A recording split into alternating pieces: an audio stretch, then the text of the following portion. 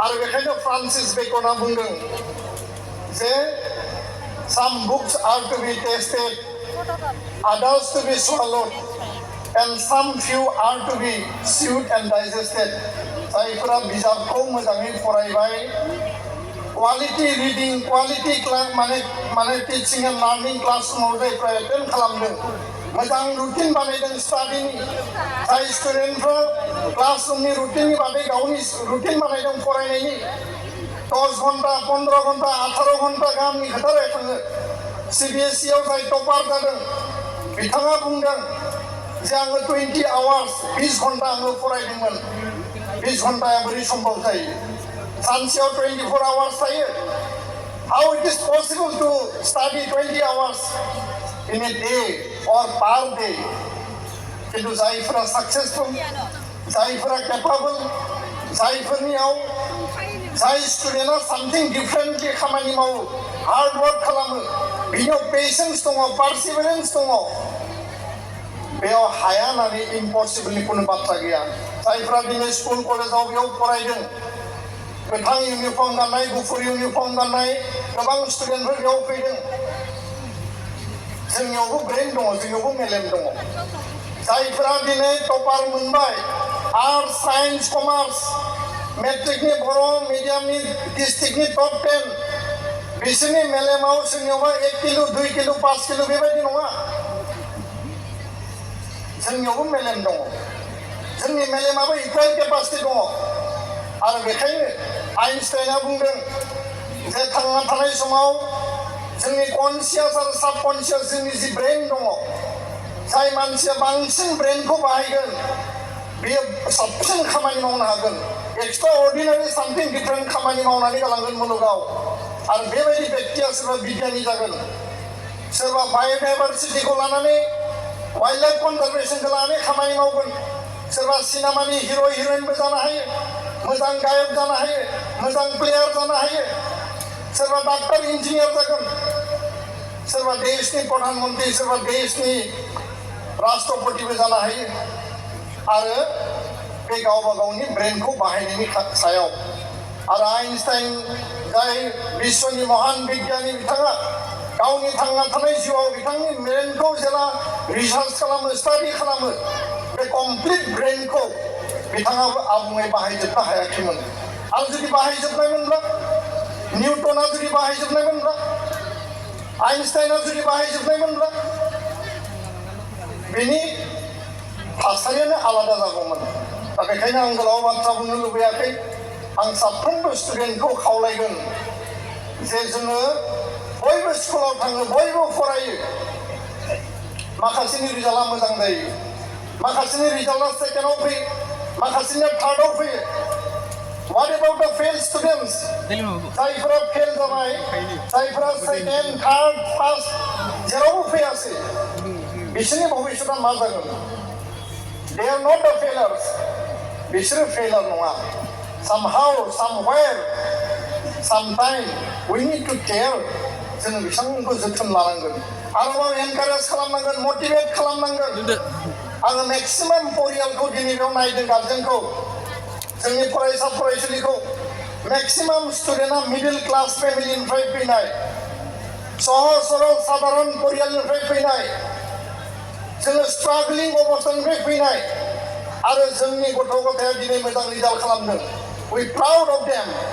जोंनियाव आत्मगौरब फैयो जे बर' फरायसा फरायसुलिया जाय समाव जोंखौ साननाय जायोमोन जे मालाबाबो बर' जातिनिफ्राय, बर' कमिउनिटिनिफ्राय डाक्टर ओंखारनाय नङा, जोंजों स्टुडेन्ट बिथाङा दङ। मालाबाबो बर' कमिउनिटिनिफ्राय इन्जिनियार ओंखारनाय नङा, सिभिल सार्भेन्ट ओंखारनाय नङा, IIT आव फरायनो हानाय, IIM आव फरायनो हानाय स्टुडेन्ट ओंखारनाय नङा। दिनै जुदि धुबुरीनिफ्राय, दिनै हजाइनिफ्राय जायफोरा बुरखा गानो, बिसोरनि हाजिरा हुजिरा थेला मावग्रा बे गथ' गथायफोरा जुदि मेडिकेल कलेजाव, आसामनि मेडिकेल कलेज, इन्जिनियारिं कलेजाव 300, 400, 500 जुदि एडमिसन लानो हायोब्ला, बिहाराव थानाय बिहारनि गोरिब गुन्द्रानि लेबार, चौकिदार, पियन, कम्पानियाव खामानि मावनाय, बासनि कन्डाक्टर, ड्राइभारनि फिसा फिसौफ्रा जुदि अल ओभार इन्डियानि IIT आव सुपार 30 नि गेजेरजों बिसोरो जुदि फरायहैनायनि स्कपखौ जुदि लानो हायोब्ला बर' स्टुडेन्टफ्रा मानो हाया बर' मिडियामनि स्टुडेन्ट गुबुन मिडियामाव फरायनाय दिनै बोसोराव जों नायदों 50 to 60 students in each and every year बर' स्टुडेन्टफ्रा दिनै मेडिकेल कलेजाव एडमिसन लादों 100निख्रुइ बारा जायफोर इन्जिनियारिं कलेजफोर दङ बर' स्टुडेन्टआ दिनै बर' मिडियामाव फरायनाय गुबुन मिडियामाव फरायनाय बर' फरायसा फरायसुलिया दिनै एडमिसन लानो हादों आरो जोङो दिनै बेंकिं सार्भिस रेलवे सार्भिस बे गासैबो फोथाराव दिनै जोंनि फरायसा फरायसुलिया स्पर्ट्सआवनो जा कालचारावनो जा गुबुन गुबुन बिथिङाव गावबा गावनि एक्सेलेन्सखौ दिनै लाबोनो हानाया थारैनो गौरब आरो बेखायनो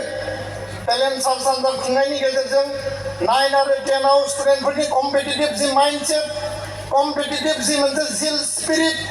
आरो कमल कुमार ब्रह्म देरहासार बान्था दुलाराय बर' फरायसा आफादनि टप 10 देग्लायनि टपारा जाबाय 93 पइन्ट सामथिं आरो डिस्ट्रिक्ट लेभेलाव आनसलिक लेभेलाव जि बरायनायनि हाबाफारि लायो बेनि एकमात्र उद्देश्यआनो जाबाय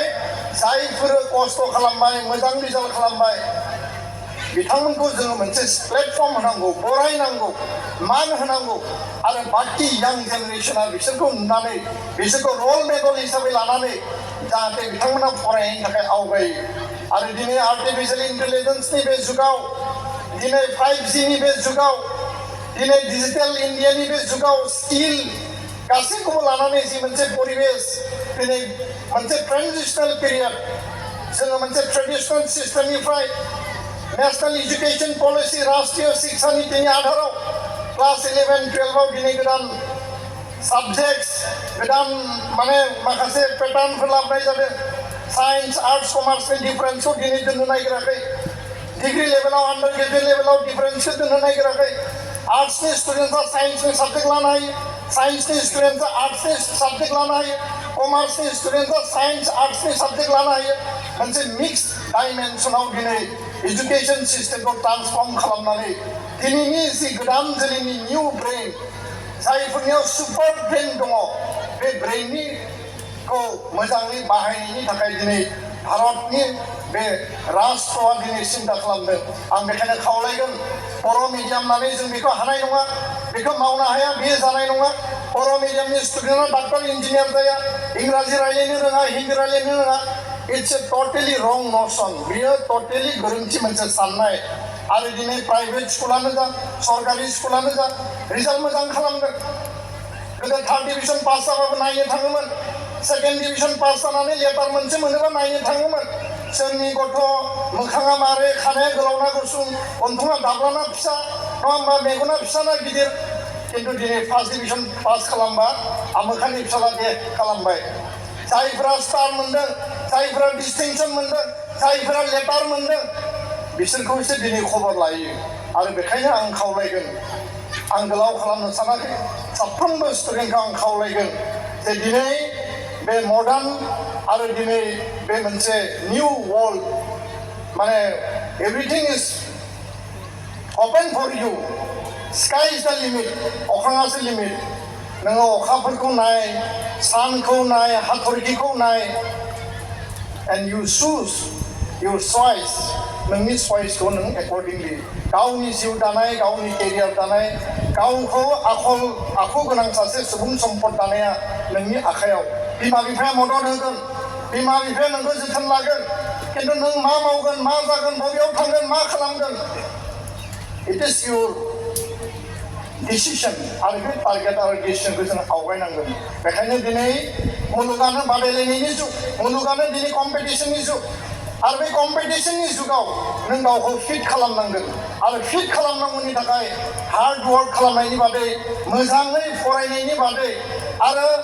फरायनायनि गियान आरजिनायनि बादै नोंनाव जेबो बिकल्प लामा गैया कुनु सर्टकाट फर्मुला गैया कुनु सर्टकाट लामा गैया आरो बेखायनो डक्टर एपिजे आब्दुल कालाम जाय people's president of India missile man बिथाङा बुंदों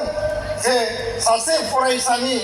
जिउनि गुबै थांखियानो फरायनाय फरायनाय फरायनाय फरायनाय आरो गियान आरजिनाय आरो बे जाय फरायसाया फरायगोन बेयो गियान आरजिगोन आरो जाय फरायसाया फरायगोन बे जिउआव साक्सेस जागोन आं गोलाव बाथ्रा बुंनो लुबैयाखै आं साफ्रोमखौबो खावलायबाय जे जायफोर समाज बेरेखा खामानि जायफोर एन्टि ससियेल खामानि जायफोर गावनि जिउ आरो देहानि गाज्रि इम्पेक्ट खालामग्रा जायफोर एक्टिभिटिफोर दङ एक्सन्सफोर दङ ड्राग्स जौ जुवा उन्दै बैसोआव हाबा जानाय बे जि माइन्डसेट बे जि सिन्ता स्टुडेन्टनि केरियाराव स्टुडेन्टनि लाइफआव good friend will make you grow good आरो गाज्रि लोगोआ नोंखौ गाज्रि खालामगोन सोर लोगोआ मोजां सोर लोगोआ गाज्रि बबेयाव थांनांगौ माला मेला नायहैगोन माला सिनेमा नायहैगोन बबेयाव थांगोन बबेयाव जागोन बबेयाव मा लोंगोन you have to decide otherwise नोङो बे भिराव आन्दायनानै अबेबा लामानि क्रस र'डआव जंसनाव नोङो लामा आन्दायनानै जिउआ आस'खान्दाबो जानो हायो आरो बेबायदि जों गोबां नुदों बेखायनो साफ्रोमबो बर' फरायसा फरायसुलिया जोंनि आइ आफानि साफ्रोमबो गथ' गथाय हिनजावसा हौवासा जाहाथे स्ट्रं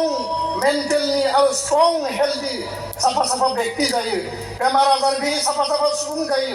बे बिदिखौ नायनानै जों हाबा मावदों आरो जों आपिल खालामदों आरो बेखायनो आं खावलायो दिनै जायफोरा साक्सेसफुल जाबाय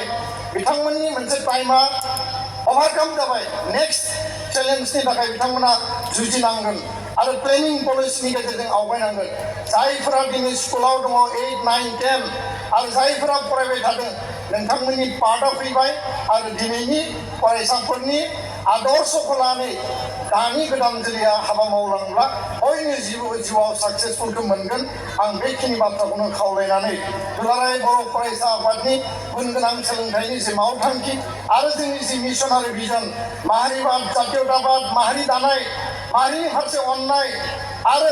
जायफोर फरायसा फरायसुलिया गावनि हारिनि फारसे गावनि रावनि फारसे गावनि हारिमुनि फारसे बिमा बिफा आरो फोरोंगिरिनि फारसे अननाय लाखिगोन सिबिनाय लाखिगोन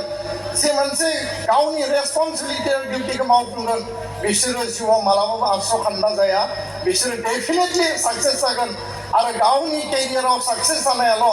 जिउआव साक्सेस जानाय नङा केरियाराव साक्सेस जानाया मोनसे आलादा बिथिं आरो जिउआव कमप्लिट आबुं सुबुं जानो थाखाय नों गावखौनो दाफुंनांगोन मोजां आखलनि मोजां गुनि गियानि गुबुनखौ मान होनाय गुबुनखौ मर्यादा होनाय आरो माहारिनि फारसे नोंनि डेडिकेसन रेसपन्सिबिलिटि आरो सिबिनाया थानांगोन बेखिनि बाथ्राखौनो बुंबाय बयखौबो फिन खेबसेबाव साबायखर बावनानै आंनि बुंनायखौ फोजोबबाय गोजोन्थों थेंक इउ